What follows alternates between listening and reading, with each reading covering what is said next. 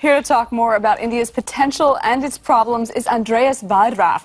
He consults with companies looking to do business in India, and he's also the head of Berlin's German-Indian Roundtable, an organization that facilitates business relations between the two countries. Andreas, welcome to the show. We're so pleased you could be here. Thank you. Now, when you're advising German companies looking to get into the Indian market, what's the biggest piece of advice you give them? We would advise them to choose their partners properly, to do their homework, and to allow a lot of time. Now, India's Prime Minister Narendra Modi is setting India on a new course. He talked about this at the Hanover Messe on the weekend. He introduced some of his ideas with German Chancellor Angela Merkel. What do you make of it? I think Modi is very pragmatic and very well advised to go after that training issue. That was the top issue that he wanted to discuss with our Chancellor, support us with respect to what in Germany would be called the dual training, and blend elements of the Indian side and of the German systems. So I think he will actually trigger, already has triggered, a new leap, quantum leap in the Indian industry, comparable to the one of 1991. All right.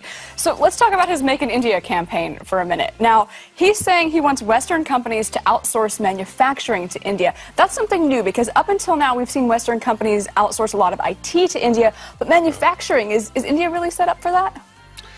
Yeah, step by step, I think, and sector by sector. There will be areas where it would be too optimistic today. It will take more time. So I think once the interest in Germany grows with respect to the Indian potential, many of these projects will be realistic.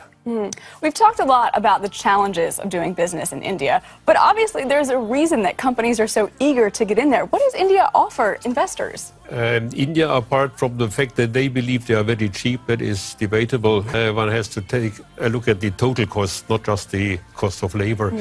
Then India offers long-term relationships with a very high reliability. I think once the relationship is there, it is a very strong bond. Yeah.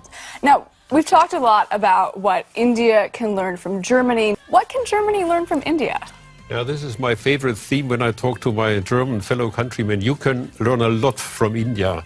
That is the way how we organize our life, how we organize industry, how we organize personal life, what our Indian friends would call a holistic approach. I think that is something we can learn from them. The holistic approach. Andreas Virat, thank you so much for being our guest today. Thank you.